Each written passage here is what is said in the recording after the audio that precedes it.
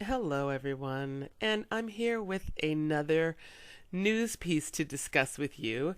And this is something that is not surprising to me because, especially with the banner year veganism has had in 2019, meat eaters and meat providers, especially, are scrambling to take away the hype from plant-based meats.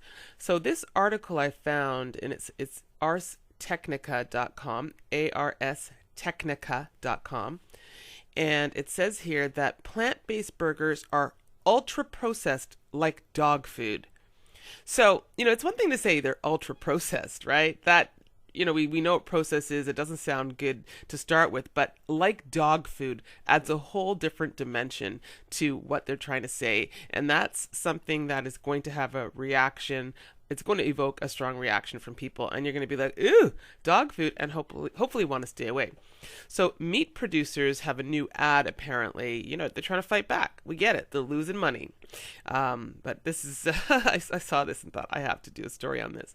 So meat producers raise concerns about alternatives, even though they sell them too. Okay, well that answers that question. By the way, I'm reading this for the first time as I'm doing this because I saw this and just opened it up. However, I was going to say there are so many meat companies that are now selling plant-based meats, but they're actually also knocking them? Okay, so it says here the White Castle Impossible Slider is significantly heftier than the beef slider, so that's maybe the Impossible Slider there. I've never tried that. A public relations firm backed by meat producers has unleashed a savage marketing campaign that claims plant-based meat alternatives are unhealthy, ultra-processed imitations, similar to dog food. I just can't get over that. I really, really can't. The campaign rolled out in recent weeks from the industry-funded firm Center for Consumer Freedom. It has included full-page ads and opinion pieces in mainstream newspapers, including the New York Times, USA Today, the Wall Street Journal. Okay, all the marketing material raises health concerns about trendy meat alternatives, such as the Impossible Burger and Beyond Burger. Why are they attacking those burgers? Oh, I wonder, could it be the Impossible Whopper and the fact that the Beyond Burger is basically sold across the country in different stores, different restaurants now? One ad posed the question, what's hiding in your plant-based meat? Ooh. Another directed reader should take the quiz. Oh my God. Veggie burger or dog food? Okay, that is just insane. I'm sorry. But it is worrisome, and it's worrisome for the people who are omnivores who are like, oh, I'm eating plant-based meats to be healthier. Then you see an article like this, and it's going to make you question whether or not what you're eating is actually healthier.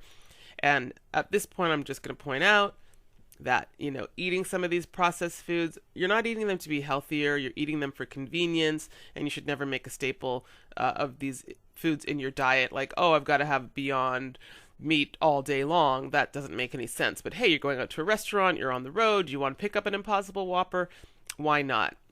But anyway, and just on another aside, shouldn't we be feeding dogs healthy food, by the way? Okay, so in an op-ed, the managing director of the Center for Consumer Freedom labeled meat alternatives as ultra-processed foods and noted that a recent study led by the researchers at the National Institutes of Health linked ultra-processed foods to weight gain. Oh, what?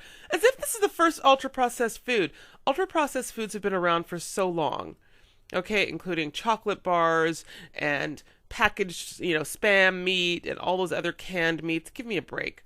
Okay, so the negative marketing campaign comes amid soaring popularity of meat alternatives, which threaten to slice into the meat market's sales and profits. Oh, could this be the motive for this horrible campaign?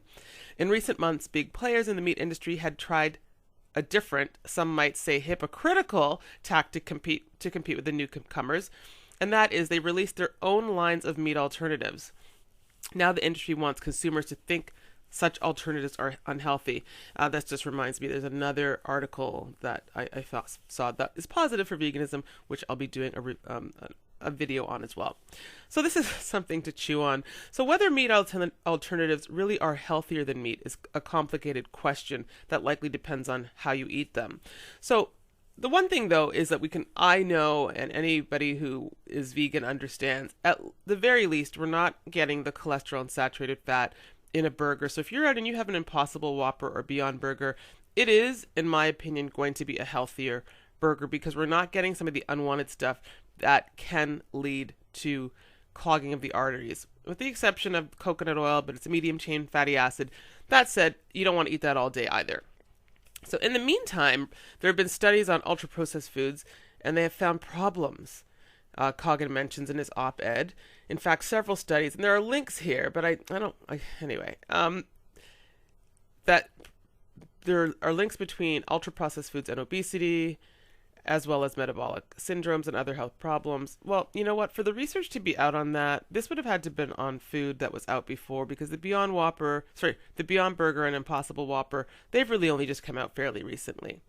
That said, researchers do not fully understand that link. It's unclear if factors like nutritional content, palatability, lifestyle factors, or some other combination of those can explain why ultra-processed foods often correlate with poor health outcomes. Are we including bacon in this ultra-processed food, by the way, or is it only veggie burgers? Okay, moreover, there's no universal definition of what ultra-processed foods are. Okay, so you've got things like packaged breads, cookies, snacks, candies, ice cream. I mean, have you looked at the ingredients in a tub of ice cream? Like not non-dairy, but dairy-based ice cream? Breakfast cereal, pre-prepared frozen meals, sorry. It's worth noting that plant-based alternatives were not... Oh, God. I love these hypocrites. These plant-based alternatives were not included in the ultra-processed diet that the researchers gave to study participants. Why would you even use this? I mean, this is all smoke and mirrors, and this is the problem with some people who simply look at headlines and they never investigate any further. It's just as I mentioned before. These meats are new. So for any correlation to be studied with regards to how these affect people, it wouldn't have been something that they would be able to do quickly. And now my very comment is confirmed in the next paragraph. So the big players in the alternative meat world seem unfazed by the biting marketing campaign. Pat Brown, CEO of Impossible Foods, told the Times it wasn't the company's goal to convince consumers that Impossible burgers are the healthiest food out there, just that they're better for you and better for the planet than a cow burger. Thank you, Pat Brown. Thank you. He also said that the negative campaign for the meat industry was a sign of their success. Exactly. This is the only reason this is happening. It's hard to imagine a stronger endorsement. Boom. Absolutely. Drops mic. Thank you. That is exactly what this is. Okay, so there are comments. Dare I read comments? Oh, they're so funny. A clear sign of success for the non-meat meats. I'll wait for the science, reading the pack and seeing for myself how my body takes it. Indeed, we should all be eating healthy meat like hot dogs and bologna and chicken nuggets. Hello! Thank you. You're going to talk about processed, like, what's in a hot dog? This is the biggest load of hypocrisy I have seen come out in a while. Give me a break. You could add a marketing spin to everything, featuring high-tech, sophisticated additives like sodium benzoate to keep your meat fresh. Stay on the bleeding edge of technology. Someone wrote, Center for Consumer Freedom, stopped reading right there. From the industry that brought you pink slime. Exactly. I tried the Impossible Whopper at Burger King. Couldn't tell the difference. It was about 30 cents more expensive. Although, as Bloomberg points out, it's not appropriately segregated in preparation for vegans and vegetarians. I watched them make one, the one I had, sorry. Finally, putting all that bullshit in CAFO waste lagoons to marketable use, I see. Stuff like this makes me like meant alternatives more. I think they mean meat. Okay, I wondered where that came from. I'm very likely to try a veggie burger. I'm very unlikely to try dog food. I'm very likely to be offended by meat producers who use the wrong advertising. So far these comments seem to be, going against this article. Last week I noticed a greater selection of meat alternatives in the section of the supermarket. In addition to Beyond, we have Uncut, Light Life, and Sweet Earth burgers. Uncut has some chicken and turkey versions. I wonder when it will start spilling over and displacing other shelf sections. Okay, this is nothing. Tyson and those other clowns are going down if these meatless burgers brands take off and start slinging money around. Uh, because why be better than someone when you can cheat? Okay, anyway. I mean, dogs have a taste for meat, and dog food is an attempt to make something that has a lot of plant filler taste like meat, at least to a dog. The goals are similar. The analogy is a bit off, though. When we think of dog food, we think of low quality, high shelf life, and bad, monotonous taste. These are not the design goals behind plant based meat substitutes. All right, guys.